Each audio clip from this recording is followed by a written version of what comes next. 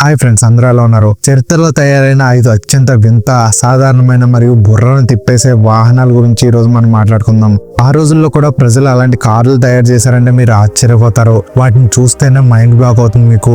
అది పాతకాలమే కావచ్చు, కానీ వారి ఆలోచనలు ఎంత ఆధునికంగా ఉండేవంటే ఆ కార్లు ఈ రోజు చూసిన ఫ్యూచర్ మిషన్లు అనిపిస్తాయి మీకు.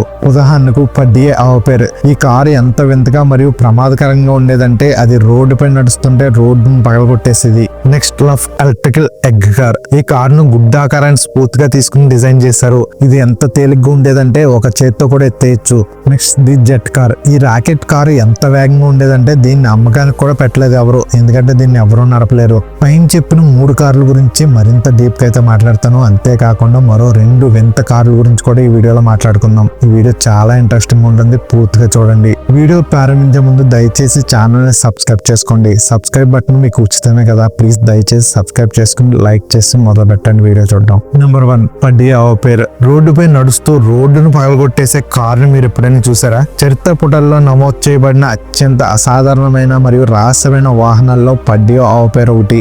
దీన్ని 1769లో ఫ్రాన్స్ లో తయారు చేశారు. ఈ అద్భుత యంత్రాన్ని తయారు చేసి ప్రపంచానికి తొలిసారిగా ఆవిరితో నడిచే వాహనం యొక్క నిజమైన రూపాన్ని చూపించిన ప్రముఖ ఫ్రెంచ్ ఇంజనీర్ నికోలస్ జోసెఫ్ కుగ్నోట్. ఇంకా ఈ కారు యొక్క డిజైన్ మరియు నిర్మాణం గురించి మాట్లాడుకోవాల్సి వస్తే ఈ నిర్మాణం చాలా భారీగా మరియు అసాధారణంగా ఉండేది. దీన్ని గట్టి కలప మరియు భారీ ఇనుముతో తయారు చేశారు. దీనికి మొత్తం 3 చక్రాలు ఉండేవి. ముందు వైపున దిశను నియంత్రించే ఒక పెద్ద చక్రం మరియు వెనక వైపున వాహనం మొత్తం బరువును మోసే 2 భారీ చక్రాలు ఉంటాయి. కారును ముందుకు నడపడానికి దాని ముందు ఒక పెద్ద బాయిలర్ ఉండేది. అందులో నీటిని వేడి చేసి ఆవిరిని ఉత్పత్తి చేసేవారు. ఈ ఆవిరే ఇంజిన్ కు శక్తినిచ్చి కారును ముందుకు లాగేది. దీని గురించి అత్యంత వింత విషయం ఏమిటంటే ఈ కారు నడుపుతున్నప్పుడు భారీ కంపన సృష్టించేది. పాత రోడ్లపై ప్రయాణిస్తున్నప్పుడు ఆ కంపన కారణంగా రోడ్డు పగిలిపోవడం మొదలయ్యేది. అందుకే ప్రజలు దీన్ని చూసి ఆశ్చర్యపోయారు. దీని వేగం చాలా తక్కువగా ఉండేది. దాదాపు గంటకు 2.5 కిలోమీటర్స్ మాత్రమే నడిచేది. దీని బరువు చాలా ఎక్కువగా ఉండేది.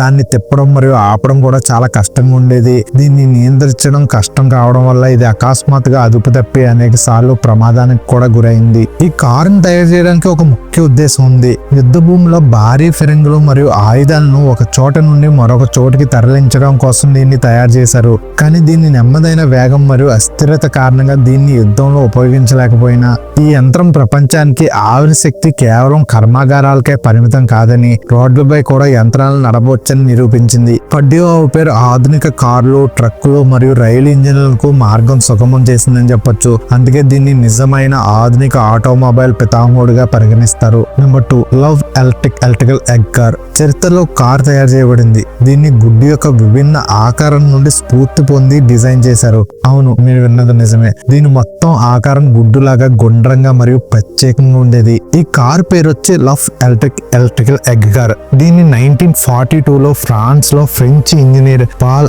ఆర్జెన్స్ గారు డిజైన్ చేశారు.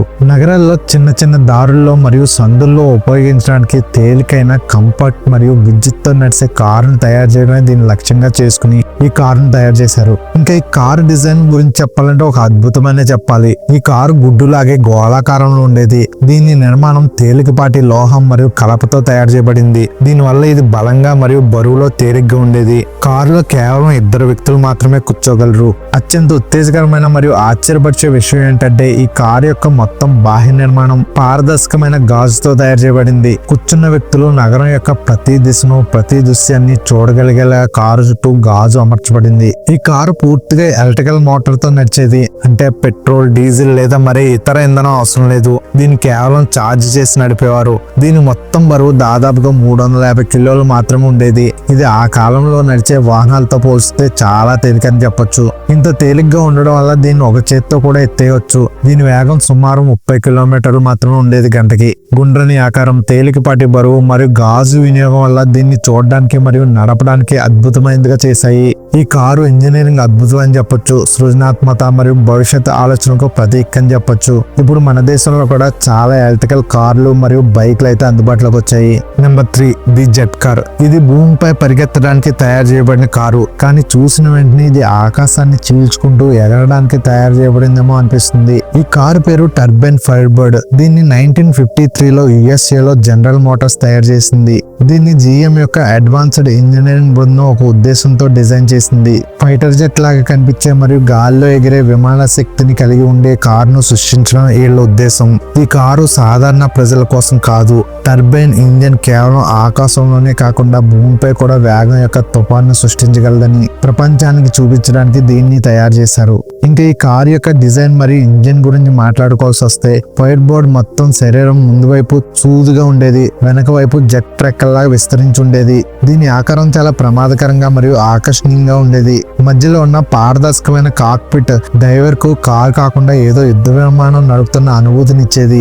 లోపల సీట్లు, మీటర్లు, లివర్లు అన్ని నిజమైన జెట్ కాక్పిట్ అనుకరణపై తయారు చేయబడ్డాయి. ఈ యంత్రాల్లో సాధారణ కారు ఇంజిన్ కాకుండా నిజమైన వ్యాలిస్ ఫైర్ టర్బైన్ ఇంజిన్ అమర్చారు. ఇదే సాంకేతికత ఫైర్ జెట్లలో ఉపయోగించబడుతుంది. ఈ ఇంజిన్ స్టార్ట్ అయినప్పుడు దాని శబ్దం సాధారణ కార్లా కాకుండా గర్జించే అగ్నిపర్వతంలో ఉండేది మరియు వెనక నుండి నిజమైన జెట్ బ్లాస్ట్ వచ్చేది. ఇది ఎంత వేగంగా ఉండేదంటే దాని వెనక కొన్ని మీటర్ల వరకు ఎవరూ నిలబడడానికి అనుమతించేవారు కాదు. ఫైర్ బోర్డ్ వేగం ఆ కాలంలోని సాధారణ కార్లకు ఊహకు మించి ఉండేది. దీని వేగం గంటకి 320 కిలోమీటర్లు. దీన్ని ఎప్పుడూ సాధారణ ప్రజల కోసం ఎప్పుడూ తయారు చేయబడలేదు. భూమిపై ఒక జెట్ను నియంత్రించడం ఎంత ప్రమాదకరమో దీన్ని నడపడం కూడా అంతే ప్రమాదకరం. కానీ దీని లక్ష్యం నెరవేరింది. కారు కేవలం పెట్రోల్ మరియు డీజిల్ నుండి మాత్రమే కాదు, రాకెట్ లో ఉపయోగించే సాంకేతికతతో కూడా వేగాన్ని పొందవచ్చని ఇది ప్రపంచానికి చూపించింది. Number 4, the Dymaxion car. చరిత్రలో కార్ తయారు చేయబడింది. దీన్ని చూస్తే వేరే ప్రపంచం నుండి డిజైన్ తీసుకున్నారేమో అనిపిస్తుంది. ఈ కారు పేరు డైనమాక్సిన్ కార్. దీన్ని 1933లో అమెరికాకు చెందిన ప్రముఖ ఆవిష్కర్త మరియు వాస్తుశిల్పి అయిన బ్లక్ మినిస్టర్ పుల్లర్ తయారు చేశారు. దీన్ని తయారు చేయడంలో ఉద్దేశం కేవలం వేగవంతమైన వాహనాన్ని తయారు చేయడమే కాదు, ఏరోడైనమిక్స్, స్థిరత్వం మరియు భవిష్యత్తులో కూడా ఇలాంటి డిజైన్ ఉన్న వాహనం రాకూడదని ఉద్దేశంతో ఈ వాహనం తయారు చేశారు.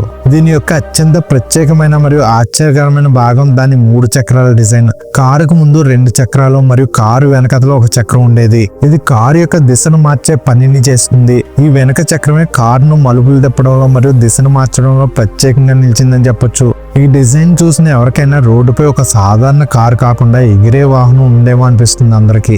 డైనమాక్సిన్ కారు పొడవుగా మరియు సన్నంగా ఉండేది. ముందు వైపు పదునైన ముక్కు మరియు వెనక వైపు బుల్లెట్ ఆకృతి ఉండేది. దీని మొత్తం పొడవు దాదాపు 5.5 మీటర్లు, బరువు సుమారు 10,400 కిలోలు మరియు వేగం దాదాపు గంటకు 180 కిలోమీటర్లు ఉండేది. ఇందులో ఒక డ్రైవర్ మరియు 4 మంది ప్రయాణికులు సౌకర్యవంతంగా కూర్చోవచ్చు. ఇంత పొడవాటి మరియు పెద్ద కారు కేవలం 3 చక్రాలపై సమతుల్యంగా ఉంచబడుతుంది. అంతేకాదు ఇది చాలా తేలిగ్గా దిశను మార్చగలదు. డైనమాక్సిన్ కారు ఆ కాలంలో కేవలం ఒక వాహనం కాదు, భవిష్యత్ ఆలోచన, ఇంజనీరింగ్ నైపుణ్యం మరియు మానవ కల్పనకు సజీవ సాక్ష్యం చెప్పొచ్చు. Number 5, lathe హెలికా. 1919 నుండి 1925 మధ్యలో యూరోప్ లో ఒక కారు తయారు చేయబడింది. దాన్ని చూసిన వెంటనే ప్రజలు ఆశ్చర్యపోయేవారు. ఇతర కార్లు ఇంజిన్ మరియు పొగతో నడుస్తుంటే ఈ వాహనం మాత్రం గాలి శక్తితో ముందుకు కదిలేది.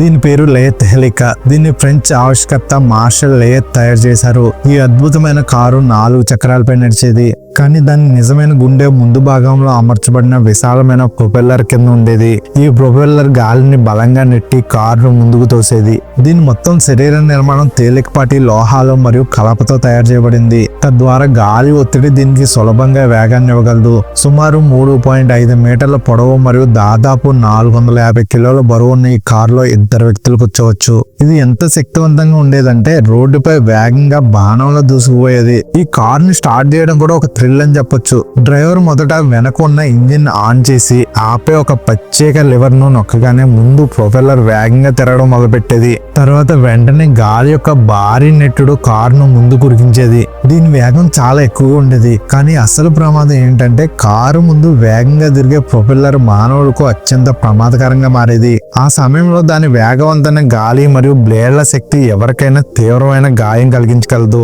అందుకే ప్రజలు దీన్ని చూసి దూరంగా ఉండేవారు.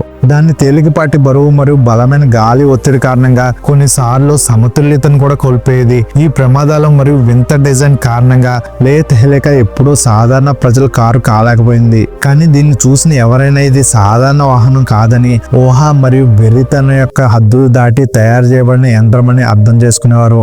గాలితో నడిచే భయంతో చుట్టుముట్టబడిన మరియు చూసేవాడిని ఆశ్చర్యపరిచే కారుగా లేత్ హెలికా చరిత్రలో మిగిలిపోయింది. ఈ వీడియోను చివరి వరకు చూసినందుకు ధన్యవాదాలు. మీకు ఈ వీడియో నచ్చినట్లయితే దయచేసి మీ ఫ్రెండ్స్ కి షేర్ చేయండి. అలాగే ఛానల్ సబ్స్క్రైబ్ చేసుకోండి.